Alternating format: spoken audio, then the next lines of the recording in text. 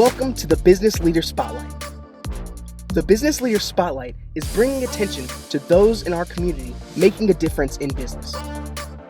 It is also an opportunity to identify the skills they have learned and applied to get where they are. And now, let us go into this week's interview.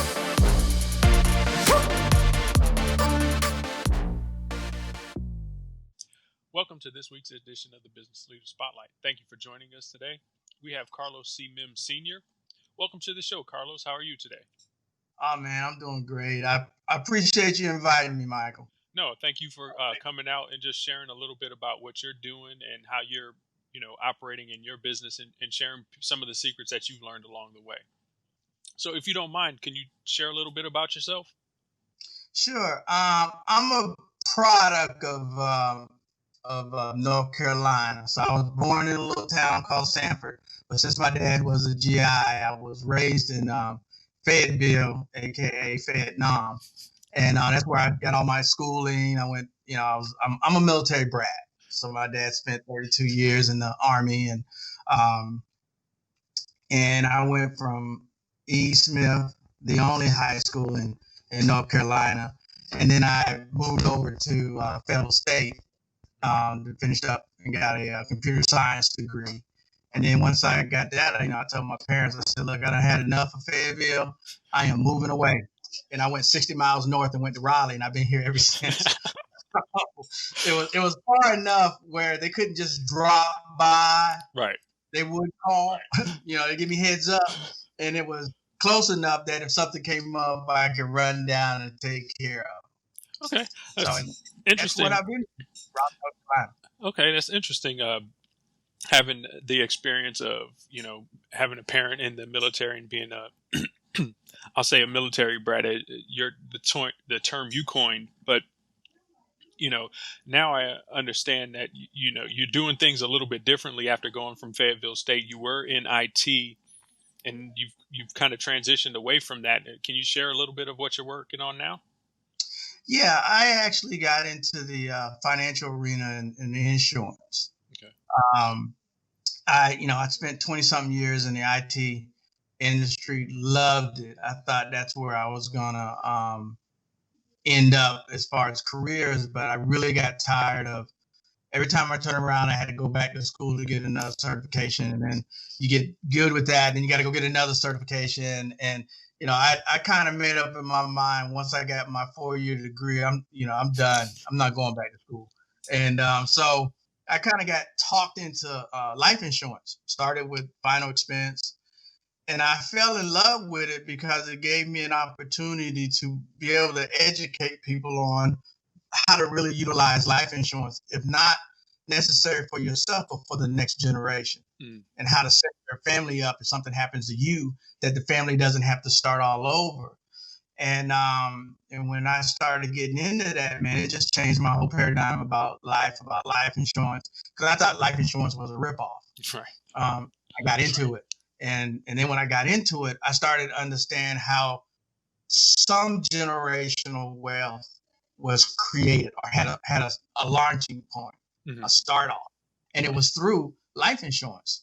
And it's an amazing tool, and it's one of the few things that on the payout there's no tax on it. So it's like if it's $100,000, it's $100,000. You ain't got to worry about Uncle Sam dipping or anything. Whatever the face amount is yours. And man, that just opened up my eyes to a lot of different ways you can use life insurance. So I've been doing that for 14 years now. Okay. And enjoy it fully. Oh, wow. Like you said, life insurance to me, up till recently, I won't say till you said those words, that it's been a ripoff, but for a long time, I thought it was a ripoff as well. But learning about it and understanding that the tax implications and how you can pass on wealth to, your children and future generations is one of those things that I began to learn about it. Now, in doing my research for you to be able to be a little bit knowledgeable about you, I came across this phrase, lifestyle protection. Can you do you mind sharing with us what do you mean by that with lifestyle protection? Sure. It's basically like this. Um, People who will take married couples. I mean, this works for singles as well. But when I got married, me and my wife decided that we wanted a particular type of lifestyle that we wanted to have for us and for our kids. What kind of house, what type of car, even what kind of education we want for the kids. So we created this lifestyle. Now, with my company now, when we talk about selling a lifestyle protection plan, it is a conglomerate of different plans or policies that, one, when I die, there's enough money where my wife doesn't have to sell the house. The lifestyle that she's accustomed to continues on. There's others where if I become disabled, my income continues that allows me to have that lifestyle. And then if something happens to me or her, the kids still have the opportunity to get their education. So we look at the whole synopsis of what lifestyle we want. And just like a builder who buys insurance to protect a bill, we bought insurance to protect the lifestyle that we've decided that we wanted to have. And it gives you the freedom to do other things because, if something happens, for me, my wife and kids are taken care of. Now, when the kids are grown and gone, then my wife is taking care of us. I understand. There's certain things I've learned from my dad as a military man. Certain lines are drawn real quick. Yes. You're an adult, then you deal with adult responsibilities, and thank you. Have a nice day. As my dad said, I'm daddy until 18. Then I'm just dad, and then you're on your own. Okay. Now, over the last few months, we've been dealing with this whole COVID issue and being in the, helping people protect their lifestyles. That I'm pretty sure that there's been an impact with their thinking. And can you share what you've seen, how people have, I'll say, either transitioned to, oh yeah, I need this, or they pushed away? Are there some big differences that you've seen in the market? I've actually seen more people really become more concerned about life insurance. Matter of fact, our business did pick up. Okay. People were calling in, and there's a lot of people that know somebody that had gotten it. And because we really don't know the after effect of getting COVID-19, some insurance companies are looking at it as a pre-existing condition, which means it alters how they view you, right, as whether you're a good risk, bad risk, or I don't want to deal with you at all. And there are some companies that won't even, you got to answer a special question. Have you had it? Have you been around somebody? Because there's no information on it. So now people are home are really starting to look at what's really important to them. And some of them that were furloughed and don't have that money, all of a sudden, they realize they were financing their lifestyle and stuff they can't afford no longer is starting to, as I always say, the real owner is starting to come pick that stuff up. Yes. And so they start looking at the life, what's important. And if something happens to me, what happens to my family? So then we start having that conversation about life insurance.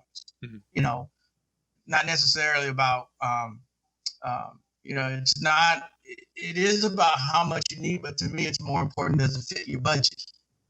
Because if it doesn't fit your budget, that means that's going to be the first thing that's going to go, and you're not going to be covered when that goes. So, the COVID's really made a lot of our clients sit down and really reconsider what's really important. What I deem to be a necessity opposed to a want or a desire. So we had some very interesting conversations. I can imagine that introduces new conversations, and you just sharing the information with how insurance companies are now looking at COVID and, well, how do we decide to protect people? Well, is it a pre-existing condition? And that whole list of, okay, what comes under pre-existing conditions and Exactly. restrictions and the like. And it opens up, just somebody like myself, not even considering some of those types of implications of what's going on, but it shares just that, okay, this thing we knew it had a big effect on people, but now it's, it ripples into areas that you don't necessarily think about with insurance and other Right. areas, and, just coming in contact with people. Okay, well, oh yeah, I know a guy back home who had, COVID, or somebody around the corner. Okay, who have I been in contact with, almost playing that 6 degrees of separation game with COVID, even, Right.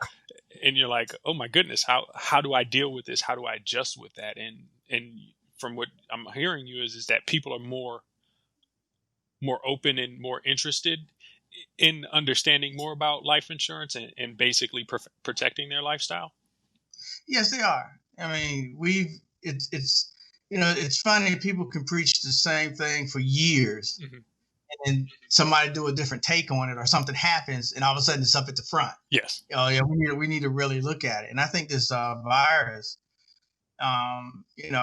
has really caused us to reconsider some things. Now I understand, there's people that don't think much of it, and there's people that think a lot of it, and there's people that had it.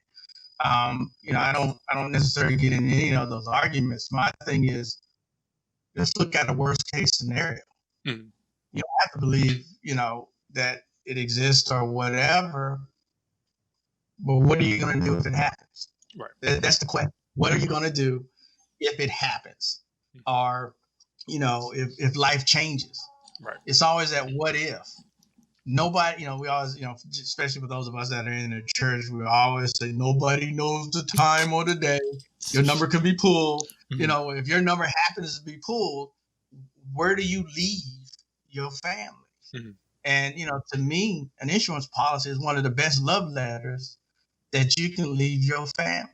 Mm-hmm. As I say, I'll be here, but here I love you so much that I want to make sure that you're taken care of. Mm-hmm.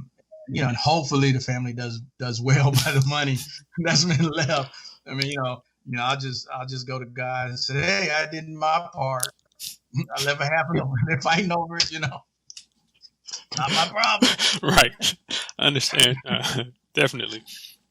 So to switch topics just slightly, I understand that you've written a book, and I have a copy right here. Can you share a little bit about the book? It's called Lifestyle Ownership. What's your number? Can you talk a little bit about what your thoughts were in creating the book? Well, I'm going to be honest. It's from the time that I was in high school, everything was driven towards making money, mm-hmm. making money. I was fortunate that, let me back up. I went to college wanting to be a teacher mm-hmm. until I saw what teachers made. And then I changed my mind. And then I got into computers. Fortunately for me, I enjoyed it. And I did develop a passion for it, mm-hmm. but it was never the passion that I enjoyed. And then I always ask someone, are you doing what you've always wanted to do? Would you be doing what you're doing right now if money wasn't an issue? And if a lot of people would know, I'd be doing something else. So that lets me know that you ran after the money opposed to creating your lifestyle around the passion that you enjoy doing so much. So when I, through different trials and errors, I was thinking about, how do I own my lifestyle? Well, there's 5 steps real quickly. One was I had to define what my lifestyle was. Mm-hmm. Not what people want it to be, but what is my lifestyle based off of whatever area that I want to be in. So I'm going to take my son, for example, who's actually following the book. Mm-hmm. He's a videographer. And I told him, you go on Indeed, figure out what the median income is for a videographer. And whatever that is, you set your lifestyle around that.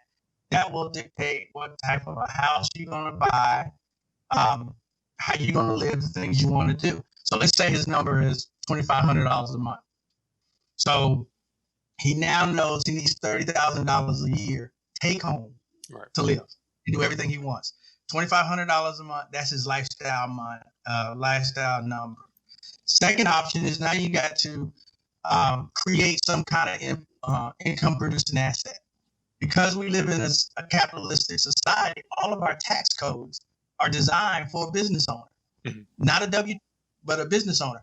I'm not saying the job isn't good. I'm just saying this is how, to me, you utilize the capitalist system in the United States. So you create an income producing asset, preferable a small business or a business.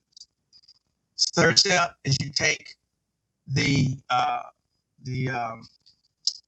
business and allow it to reduce and minimize your taxable income.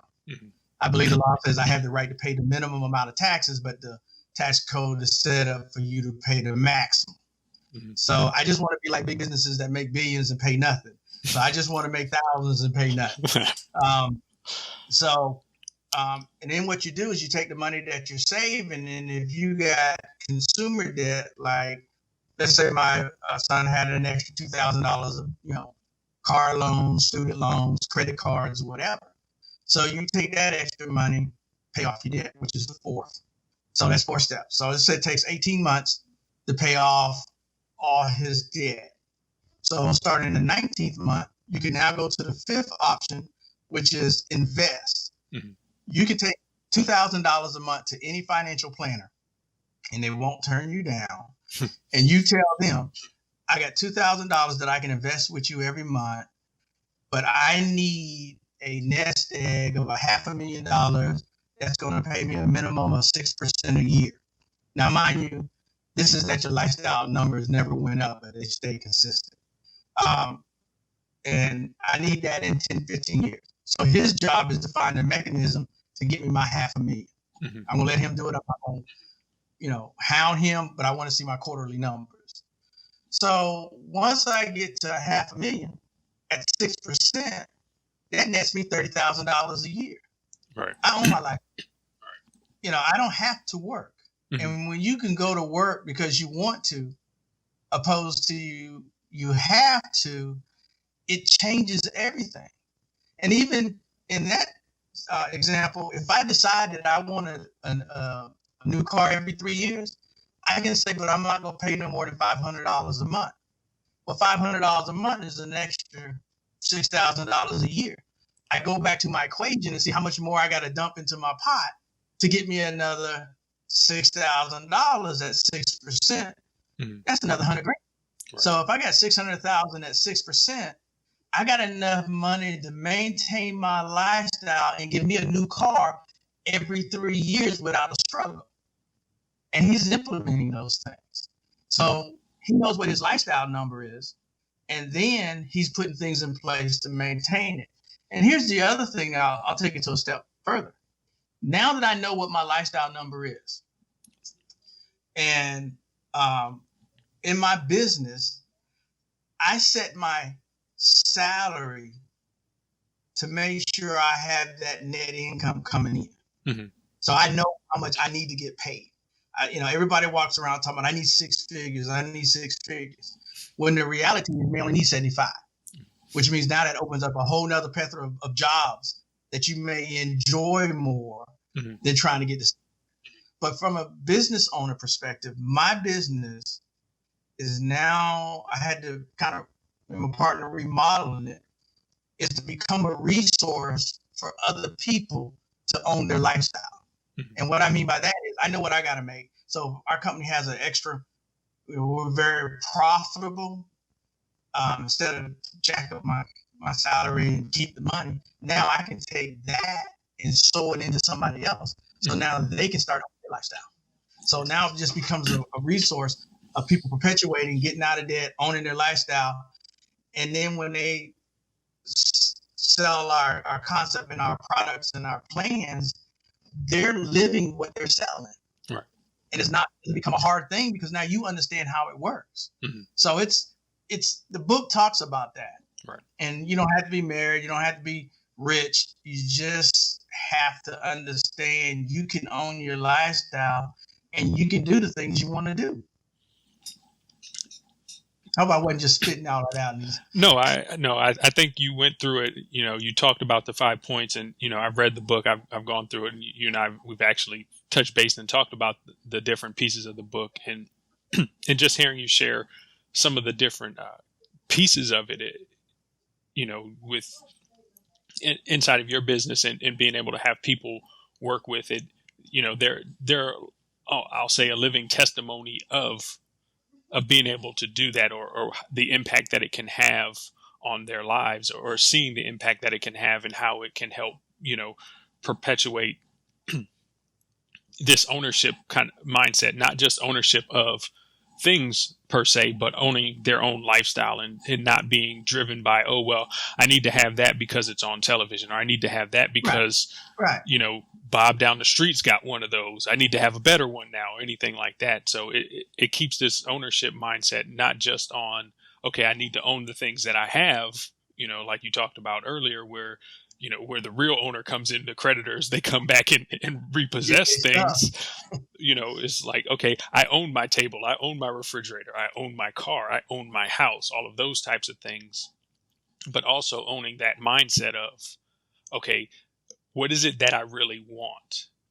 Not the stuff that, that's out there just because, hey, I've got the car with air conditioned seats now, but owning it because, hey, this is the lifestyle that I want to live, and choosing that ahead of time. And that's one of the biggest things I think I've took away from the book, is defining that piece early on, not letting life happen and then starting to say, okay, well, let me go back and try to redefine my life. Because at that point, I know for myself, it's harder to do in the midst of it. Like you got the car moving and it's like, okay, now we need to change the tire.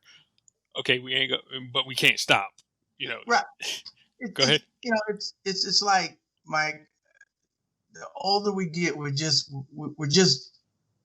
big kids. Mm-hmm. How many times have we gone out and bought that thing that we just was so we wanted, and then when we got it, 2-3 weeks later, it's like, okay, well, I got it. The thrill is gone. It's it's just like, my dream car was a late model, about a 98 IBM, BMW 740 IL.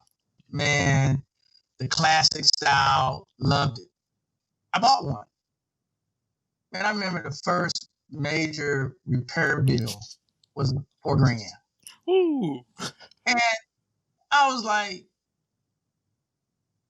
the thrill, as soon as I got the bill or they told me what was wrong, and I had to get it fixed, and the thrill was completely gone. Mm-hmm. And it was like, this is ridiculous. I drive now a 07 Ford Edge, love it, paid for it. It does everything I needed to do.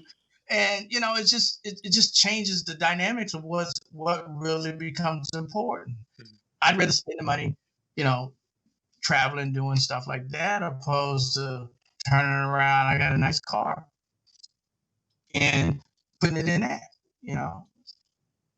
Example, my son had an opportunity. He was doing a video for a rapper, and the guy let him use a Tesla. And this is one of the points I knew that, I believe I've arrived, because he called me up and said, hey, Dad, you want to, when we hold on to the Tesla so you can drive it? And I was like, no, that's all right. He said, but it's a Tesla. I said, yeah, but it's still a car. It still gets you to A to B. It's electric. I'm sure it's nice. Mm-hmm. It just didn't, it wasn't like, yeah, let me hurry up and get home. It was just like, okay, I'm good. If I drive it, fine. If I don't. And I can remember a day in my life, man, I'd be breaking my neck trying to get home to ride that Tesla. It just doesn't, it's just not the same anymore. Just more important things when you start talking about owning your lifestyle. Right. Gives you freedom. I get to see my first grandbaby now, mm-hmm. more often than I could. Me and my wife, we get to spoil them. And I tell my son, don't get mad at how I treat your son and my grandson, your son, and you turn around and tell me, but I didn't do that for you. I said, this is a different story. This is a different part of my life. Yeah, I'm spoiling this kid. I'm making it tough for you. Okay. Yeah, he might not ever hear me say no. Oh, yes. I can't wait to hear that kind of a story where, comes back and said, "I'm gonna tell Granddaddy on you." And you're like, "Hey, that's what it is." You know, he knows everything right now. Anytime his name is Cameron, anytime Cameron acts like he's talking, I'm sitting there going, yeah, he's calling Papa. He's calling me. You know, it ain't got nothing to do with y'all. I even asked my wife, I said, now that Cameron's getting older, as a baby, he's about 4 or 5 months, I said, I wonder who he looks more like, me or his parents. And my wife said, man, something wrong with you.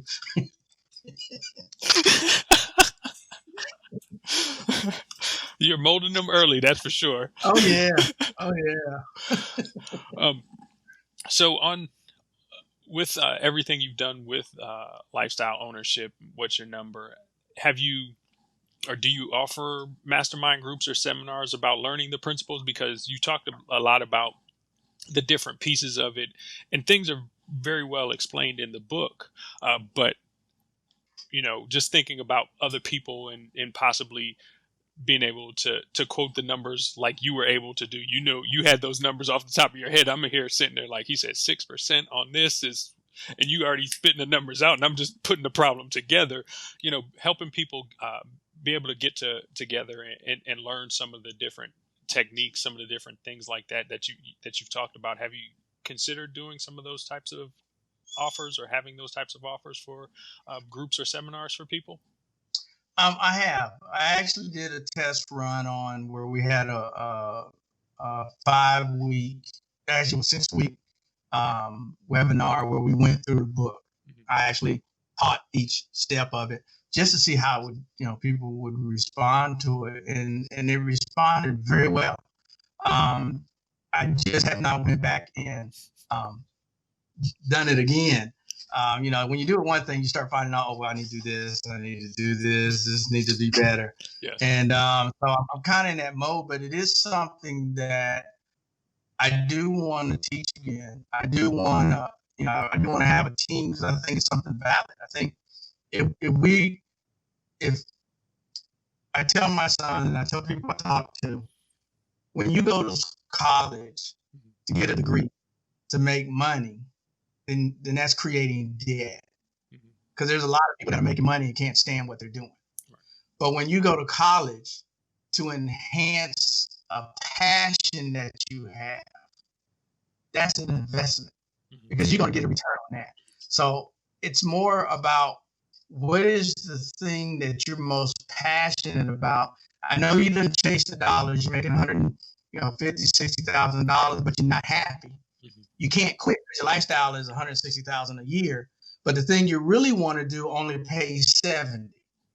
That's a problem. I would figure out how to get rid of everything that I can to get down to the 70, where I'm really enjoying when I wake up in the morning. I can't wait to get to work. That's something that I think most Americans miss, is because now it's about, I got to pay these bills. But if I had arrange my lifestyle around my passion, I could care less what the world is doing. I'm enjoying myself to the fullest. Because I'm at that age now where I'm trying to enjoy myself right to the fullest. People get upset about, everybody get upset about, right now we're upset about, who's in the White House. I always ask somebody, you don't need to worry about that. You need to figure out who's in your house. What's going on in your house? Yes. Are you where you need to be? And if not, how do we get there? Right. So that's what I really focus on my book, and then in my business as well. Somebody's going through that to try to own their lifestyle. We want to make sure in the midst of that you're properly protected. That if something happens, the survivors don't lose the lifestyle that you so hard to work for. You don't lose the lifestyle that you're working hard to obtain. Right. Oh yeah. Okay. So one thing we'll do is make sure we keep an ear out for more opportunities for people to be able to join the different classes that you put together, because I think it's valuable in being able to understand that how rebuilding what we define as our lifestyle, not letting society define it for us, but letting ourselves, Right. and looking at what you said, those things that we're passionate about, be able to help guide us along that path. It's not to say that, and I don't hear you saying, well, your lifestyle should be, this low or this high. You're just saying, well, identify what your passions are, identify the things that you want, and make sure that they are the things that you want. Right. And then start building from there, and not allowing, well, if you go to school and you get good grades and you get this type of a degree in college, and you go to this college and you go to this school to get your MBA, and then you'll make it. It's always and then, Right. instead of saying, okay, well, here's what my definition is. Am I moving towards that definition and taking those steps towards it on a regular basis? Being intentional. Yeah. Being intentional. It's like, and I told my son, I said, look, I've been married. I've been married twice. This is my second one. We've been married 22 years. And I told him, I said, dude, marriage is a commitment. Good times, bad times, in between. And I said, you can take those 5 steps. And when you think you found Miss Right, and she asks you where you see yourself in the next 3 to 5 years, you can lay those 5 steps out and literally go, here's my passion. This is where this is where I think I believe I'm going to be, this kind of house I'm going to live in, and lay that out. And I told him, I said, if she can't get with that, she may not be the one that you need to be with, because y'all going to have to come together to agree on a lifestyle. Right.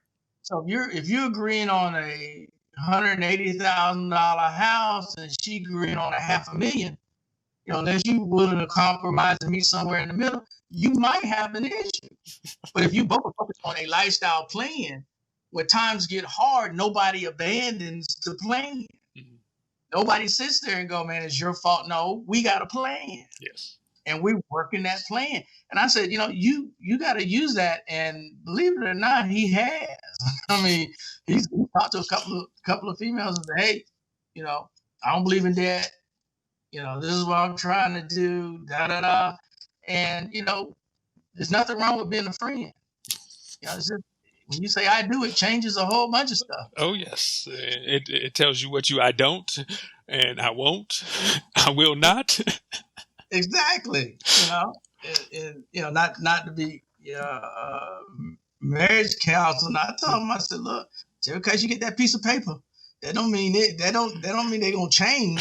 If they're doing it before, they're gonna do it after. Oh yes. Said, Oh yes, definitely. So thanks for sharing and going into all of those things. So if people wanted to contact you to get a copy of the book and learn more about lifestyle ownership, or just understand more about lifestyle protection plans that you may offer, how can people get a hold of you, reach out to you, make contact with you? I've got a website, which is essentially a landing page that I gather emails. So when I do have workshops, I have a group of people that are interested. But it's called lifestyleownership.org. You can actually sign up to get a free copy of the book, get a PDF, and if you want a hard copy, then it'll cost you. But that's where they can put in an email. They can contact me. Mm-hmm. They can use. I think I got my email address on there, but Carlos at trappinsuranceGroup.com.